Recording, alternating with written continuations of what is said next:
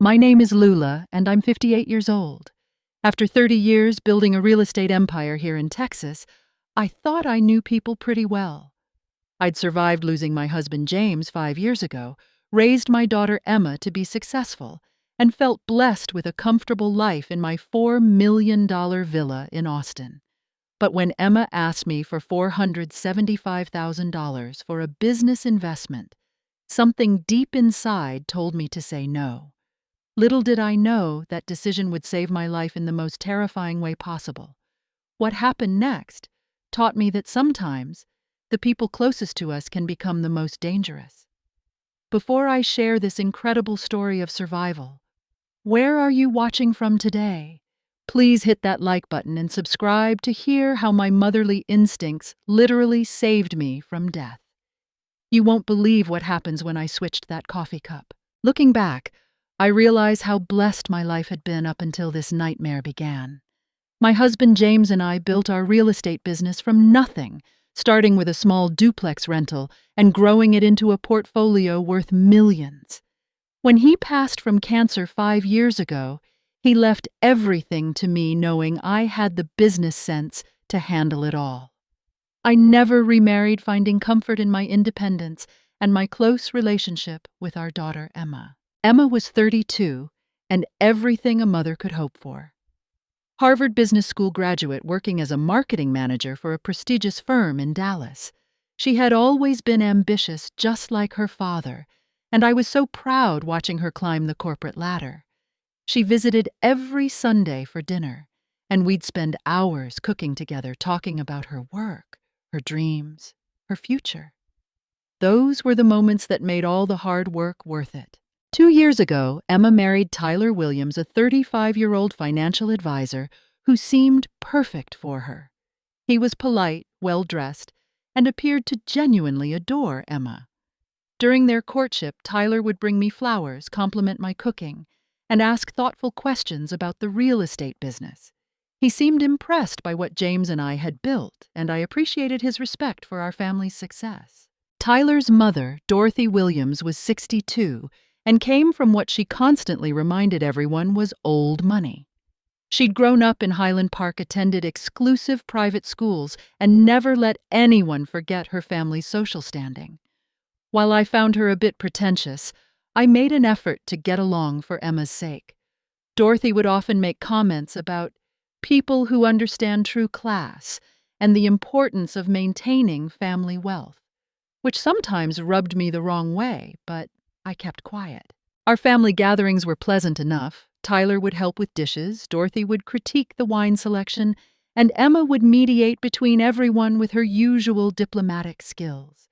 I hosted holiday dinners, birthday celebrations, and anniversary parties, always trying to make everyone feel welcome in my home.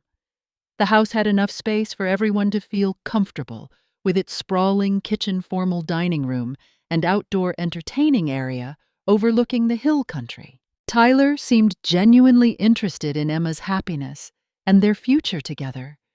He talked about wanting children, eventually buying a bigger house, maybe starting his own financial planning firm someday. Emma glowed when she talked about their plans, and seeing her so happy made me feel like I'd done something right as a mother. Their wedding had been beautiful, held at the Four Seasons with 200 guests, and I'd been thrilled to pay for the celebration. Everything seemed perfect on the surface, but I've learned that surfaces can be deceiving. The first crack in our family's harmony appeared about 6 months ago, though I didn't recognize it as a warning sign at the time. Emma's weekly phone calls became shorter and less frequent. When I'd ask about her week, she'd give brief answers and quickly change the subject to work stress or general busyness.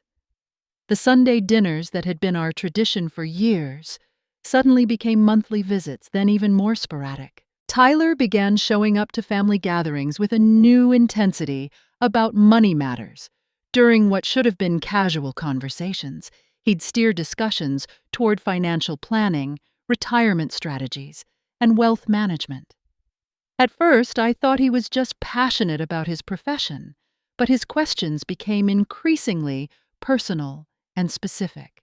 Lula, have you updated your will recently? He asked during one particularly uncomfortable dinner. With the way estate taxes are changing, you really should consider restructuring your assets. When I responded that my lawyer handled such matters, Tyler pressed further. I'd be happy to review your portfolio sometime. Family shouldn't pay outsiders for advice they can get at home. Emma seemed embarrassed by these conversations, but she didn't stop them. Instead, she'd look down at her plate and change the subject as quickly as possible. This wasn't like the confident, direct Emma I'd raised. Something was clearly troubling her, but whenever I asked privately, she insisted everything was fine. I started noticing financial stress creeping into their marriage. Tyler drove a leased BMW that he complained about monthly payments on. Emma mentioned they were looking into refinancing their mortgage for the third time since they'd bought the house. Their credit card bills were apparently a little higher than expected due to the wedding expenses and honeymoon costs. The most troubling change was in Emma's attitude toward money and independence. The daughter who had proudly paid her own way through graduate school and never asked for financial help suddenly seemed resentful of having to manage her own finances. She'd make comments about people who hoard wealth and families that should help each other more. These weren't phrases I'd ever heard from Emma before, and they sounded suspiciously similar to things Tyler had said. Dorothy's visits became more frequent and more pointed. She'd tour my house, making comments about what a shame it would be if all this beauty went to strangers someday, and the importance of keeping wealth in the family. She'd ask invasive questions about my spending habits, my charitable giving, and my long-term plans. When I politely deflected, she'd share stories about friends who lost everything because they trusted the wrong people with their affairs. The breaking point came during a particularly tense dinner when Tyler suggested I consider moving into a retirement community. Think about it, Lula. This house is so big for one person. You could downsize, free up some capital, and Emma could inherit the property without the burden of maintaining such a large estate. Emma had gone pale when he said this, but again she didn't object. That night, after they'd left, I sat in my living room looking around at the home James and I had built together. Every piece of furniture, every painting, every carefully chosen detail represented decades of love and hard work. The idea that Tyler saw it as nothing more than a financial opportunity made my stomach turn. For the first time, I began to wonder what exactly was happening to my family. The confrontation I'd been dreading finally came on a sunny Sunday afternoon in March. Emma called that morning asking if she and Tyler could come over for an important conversation. Something in her voice told me this wasn't going to be a pleasant visit. I spent the morning cleaning the house and preparing their favorite meal, hoping food might soften whatever difficult discussion was coming. They arrived at 2 o'clock, both dressed more formally than usual. Emma wore a navy business suit that made her look like she was headed to a board meeting rather than visiting her mother. Tyler carried a leather briefcase and had the intense expression of someone about to make a sales pitch. The easy familiarity that had once characterized our visits was gone, replaced by an uncomfortable formality that set me on edge immediately. "Mom, we need to talk about an incredible opportunity," Emma began, her voice higher pitched than normal. She couldn't quite meet my eyes as she spoke, which was completely unlike her usual confident demeanor. "Tyler has found an amazing real estate investment that could change our lives, but we need to act quickly." Tyler opened his briefcase with theatrical precision, pulling out color-coded folders and spreadsheets that looked impressive but felt calculated. "Lula, this is a commercial development project in downtown Dallas. The preliminary numbers show potential returns of 30 to 40% over 2 years. It's exactly the type of investment your late husband would have recognized as a gold mine." The mention of James felt manipulative, and I bristled. Tyler spread the papers across my dining room table like he was conducting a business presentation rather than having a family conversation. Everything about his approach felt wrong, too polished, too prepared, too desperate to impress me with data rather than genuine opportunity. We need $475,000 to secure our position, Emma said, finally looking at me directly. It's not a loan, Mom. It's an investment in our future. Think about the grandchildren you want someday. This money could secure their college educations, their futures, everything. I studied the documents Tyler had prepared, but they raised more questions than they answered. The development company was listed as Dallas Premier Holdings, a name I'd never heard despite 30 years in Texas real estate. The projected timelines seemed unrealistic, and the promised returns were too good to be true. Most importantly, when I asked to see the actual contracts and legal documentation, Tyler became evasive. "The lawyers are still finalizing those details," he said, shuffling papers nervously. "But we have to commit by Friday or we'll lose our spot. These opportunities don't wait for paperwork to be perfect." Emma jumped in with increasing desperation. "Mom, you have more money than you could spend in 10 lifetimes. This is our chance to build something meaningful, to create generational wealth for the family. Don't you want to see us succeed?" The conversation deteriorated quickly from there. When I suggested they start smaller, maybe with $50,000 to test the investment, Emma accused me of not believing in her judgment. When I asked more detailed questions about the development company, Tyler became defensive and started talking about family loyalty and missed opportunities. "You're being selfish." Emma finally exploded, tears streaming down her face. "You're sitting on millions of dollars while your own daughter struggles with mortgage payments and credit card debt. What kind of mother does that?" Tyler added fuel to the fire by talking about generational responsibility and what James would have wanted. The more they pushed, the more convinced I became that something was terribly wrong. My instincts, honed by decades of business experience, were screaming warnings that I couldn't ignore. "I'm sorry," I said firmly, "but I can't give you this money. If it's truly such a great investment, traditional lenders would be eager to finance it. I'm willing to help you find legitimate financing options or to loan you a smaller amount with proper documentation, but I won't hand over nearly $500,000 based on these vague promises." Emma sobbed, and Tyler's face flushed with anger, but I held firm. They stormed out of my house, leaving their fancy presentation materials scattered across my dining room table. I spent that evening cleaning up their mess and wondering how my loving family had transformed into strangers, willing to manipulate and guilt me for money. 2 weeks passed in painful silence before Emma called with what sounded like genuine remorse in her voice. "Mom, I'm so sorry about how Tyler and I behaved," she said, her tone soft and vulnerable like the little girl I remembered. "You were right to be cautious. I realize we put you in an impossible position, and I feel terrible about some of the things I said." Relief flooded through me. This was the Emma I knew and loved. Thoughtful, reasonable, capable of recognizing her mistakes. "Honey, I understand you're under financial pressure," I replied. "We can work together to find solutions that make sense for everyone. Families should support each other, but not blindly." Emma suggested we have a family dinner that weekend to make things right. She wanted to bring Tyler and his mother Dorothy to properly apologize and rebuild our relationships. I was thrilled at the prospect of healing our family rift and immediately began planning a special meal. I'd make Tyler's favorite pot roast, Dorothy's preferred wine selection, and Emma's childhood dessert of apple pie with vanilla ice cream. Saturday evening arrived with perfect spring weather, and I'd spent the afternoon preparing everything with extra care. I wanted this dinner to mark a new beginning for our family, a return to the closeness we'd shared before money became an issue. I set the dining room table with my finest china and arranged fresh flowers from the garden as a centerpiece.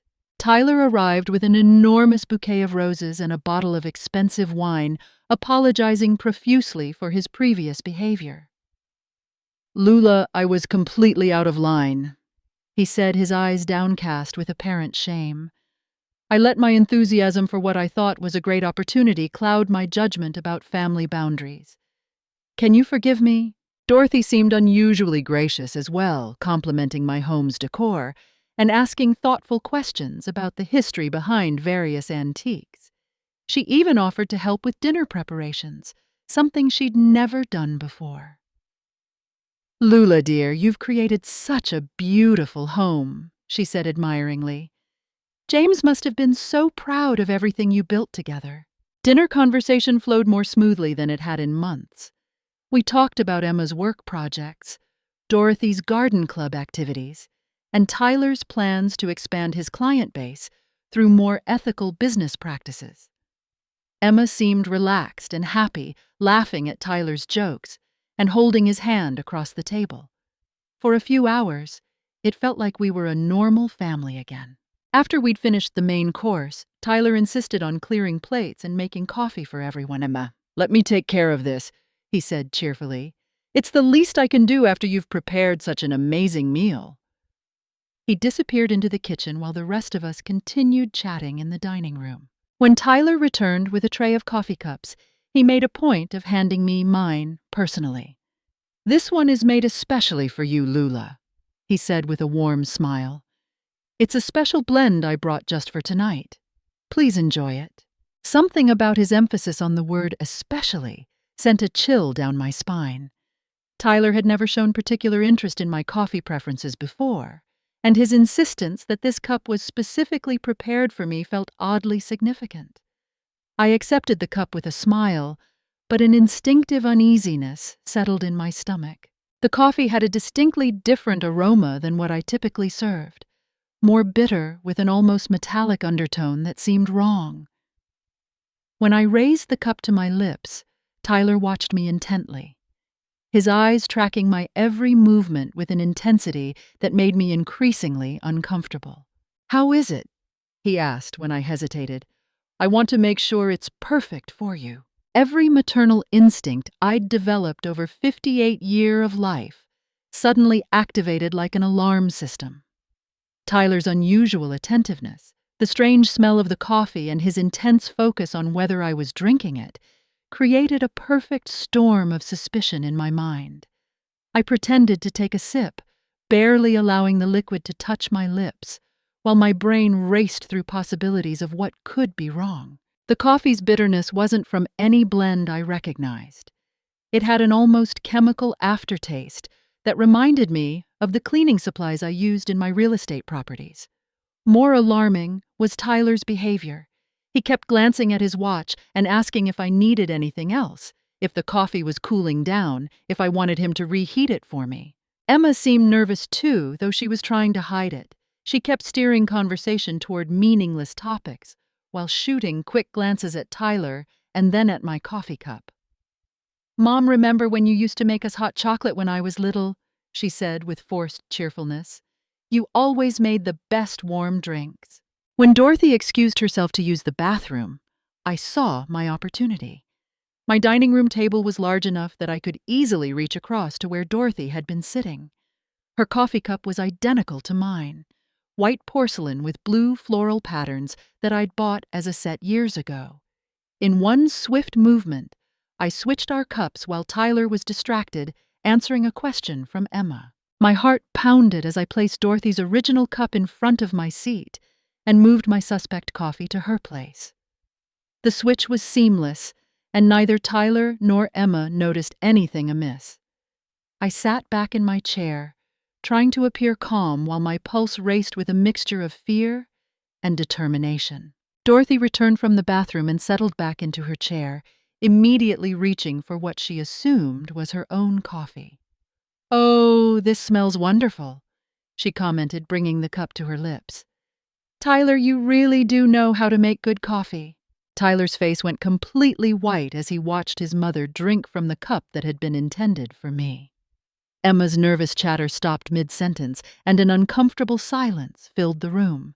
I continued sipping from Dorothy's original coffee, which tasted perfectly normal, while watching Tyler struggle to maintain his composure. "Is everything all right?" I asked innocently. "Tyler, you look like you've seen a ghost." "I'm fine," he mumbled, but his hands were shaking as he reached for his own cup. "Just thinking about work stuff. Ignore me." 20 minutes passed in increasingly strained conversation before Dorothy began showing the first symptoms. She started rubbing her temples, complaining of a sudden headache that had come from nowhere. "I feel quite dizzy," she said, steadying herself against the table. "This is very unusual for me." Tyler jumped up from his chair with obvious panic. "Mom, are you okay? Maybe you should lie down for a minute." His concerns seemed genuine, but there was something desperate in his voice that confirmed my worst suspicions.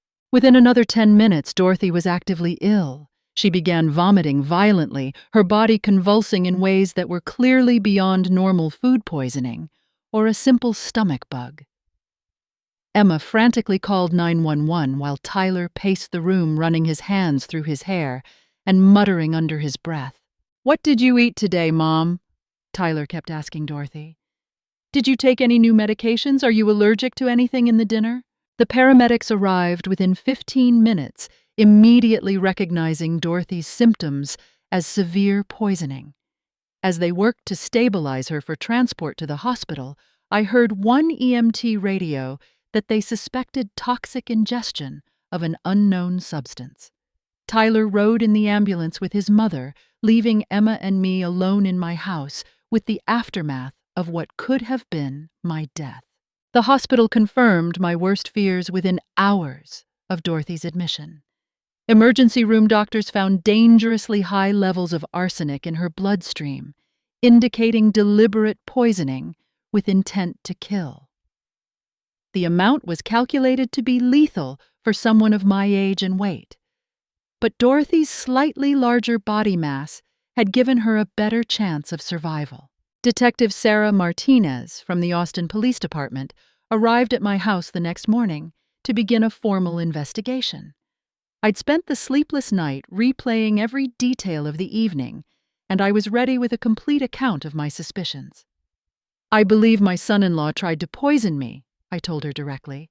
"I switched coffee cups with his mother, and she's the one who ended up in the hospital." Detective Martinez took detailed notes as I explained the financial pressures Emma and Tyler had been experiencing, their demand for $475,000, and the suspicious circumstances surrounding the special coffee Tyler had prepared specifically for me. She photographed the dining room, collected the coffee cups for forensic analysis, and requested access to my home's security camera system. The security footage was damning. My cameras clearly showed Tyler in the kitchen, adding something from a small vial to one specific coffee cup while carefully marking its position on the tray. The video captured him ensuring that particular cup was placed directly in front of me, and his obvious distress when Dorothy drank from it instead. Emma initially maintained her innocence, claiming she had no knowledge of Tyler's plan. "I thought we were just coming to apologize and have a nice family dinner," she sobbed during her police interview. "Tyler told me he wanted to make the coffee as a gesture of respect for my mother. I had no idea he would do something so horrible." But Detective Martinez's investigation uncovered evidence that destroyed Emma's claims of ignorance. Her laptop browser history showed extensive research into arsenic poisoning, including articles about symptoms, detection times, and lethal dosages. She'd visited websites about inheritance laws, life insurance policies, and methods for disposing of evidence. The search history dated back 3 months, proving this wasn't a spontaneous decision. Text messages between Emma and Tyler revealed the true scope of their conspiracy. "Are you sure about the dosage?" Emma had written. "I can't go through with this if there's any chance she'll survive and figure out what we did."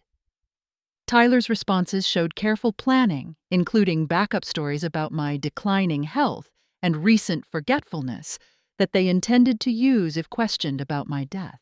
The financial motive became crystal clear when police examined their bank accounts and credit reports.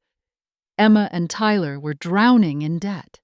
Nearly $300,000 in credit cards, 2 mortgages that were underwater, and a business loan for Tyler's firm that was in default. They'd calculated that my death would immediately solve all their financial problems through Emma's inheritance. Tyler was arrested, first charged with attempted murder conspiracy, to commit murder and aggravated assault. Emma's arrest came 2 days later when the digital evidence proved her active participation in planning my death. Both were denied bail due to the severity of the charges and the risk they might flee or attempt to harm other family members. Dorothy survived, but the arsenic poisoning caused permanent damage to her liver and kidneys. She required months of intensive medical treatment and would need ongoing care for the rest of her life. Ironically, the woman who had often irritated me with her pretentious attitude became an unexpected ally, testifying against her own son to ensure justice was served. The months following Tyler and Emma's arrests were the darkest period of my life since losing James. I'd survived a murder attempt, but the emotional devastation of realizing my own daughter had planned to kill me for money was almost more than I could bear. Sleep became nearly impossible as I replayed every conversation, every warning sign I should have recognized, every moment when I could have seen the truth about who Emma had become. The initial shock gave way to overwhelming grief. This wasn't just about losing a daughter to prison.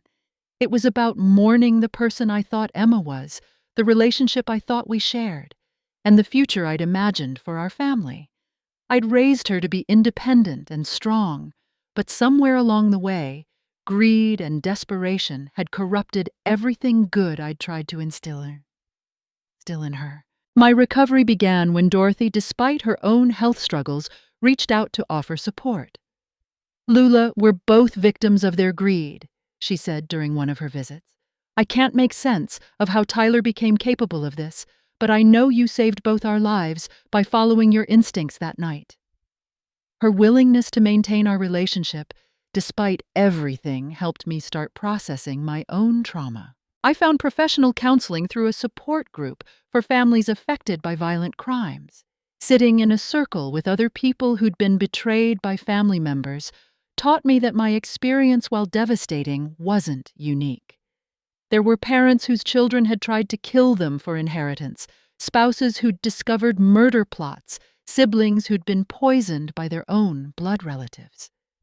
Hearing their stories and recovery journeys gave me hope that I could rebuild my life. Gradually, I began investing my energy in meaningful activities that connected me with people who valued relationships over money. I volunteered at a senior center helping elderly residents who'd been financially exploited by family members. Their gratitude for someone who understood their experience gave my days new purpose and reminded me that survival meant more than just staying alive. It meant choosing to keep trusting and loving, despite being betrayed. I also strengthened connections with neighbors and acquaintances I'd previously kept at arm's length. My next-door neighbor, Margaret, became a close friend after she helped me through the worst days of the trial.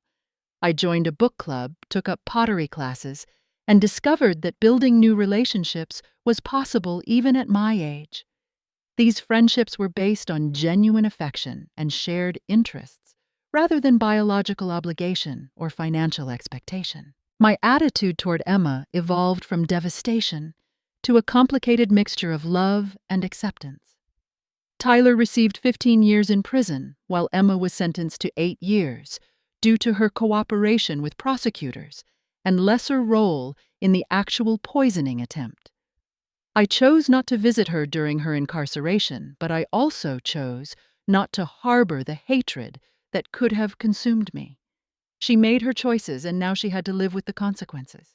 The financial freedom James and I had worked so hard to achieve took on new meaning. Instead of viewing my wealth as something to be preserved for family inheritance, I began using it to make positive impacts during my lifetime. I established a foundation to help elderly people who'd been victimized by financial fraud, particularly family members who exploited their trust and vulnerability. Most importantly, I learned that love and wisdom aren't the same thing. I could continue loving the daughter I'd raised while accepting that she'd become someone capable of murder. My refusal to give her the money she demanded hadn't been about withholding love. It had been about recognizing danger and protecting myself from people who valued my death more than my life. Looking back now, I realize that my survival came down to trusting instincts I'd developed through decades of life experience. Something felt wrong about Tyler's behavior that night, and instead of dismissing those feelings as paranoia, I acted on them. My quick thinking in switching those coffee cups didn't just save my life. It exposed the truth about people I'd loved and trusted. I've found peace in understanding that greed can transform anyone into a stranger, even your own child. The Emma who tried to poison me wasn't the little girl I'd raised or the young woman I'd been proud of. She was someone who'd allowed desperation and Tyler's influence to corrupt her values completely.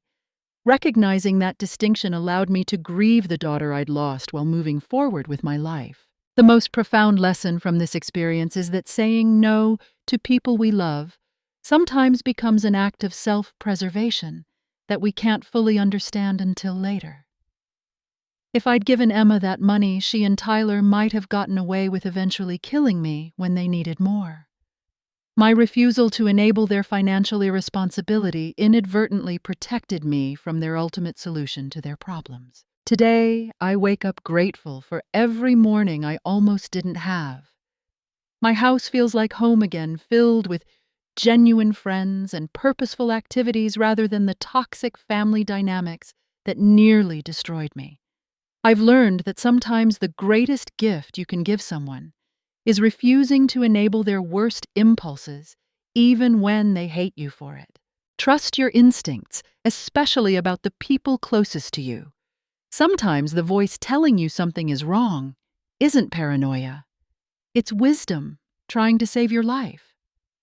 In my case, that inner voice was the only thing standing between me and a funeral that would have made Emma and Tyler very wealthy and very satisfied with their perfect crime. Have you ever had to choose between trusting someone you love and trusting your own instincts about danger? I'd love to hear your thoughts in the comments below. Please like this video if my story helped you think differently about family relationships and money, and subscribe for more true stories about surviving life's most challenging betrayals. Share this with anyone who might need to hear that it's okay to protect yourself, even from family. Thank you for listening to my story, and remember, your life is worth more than anyone's financial problems, no matter how much they claim to love you.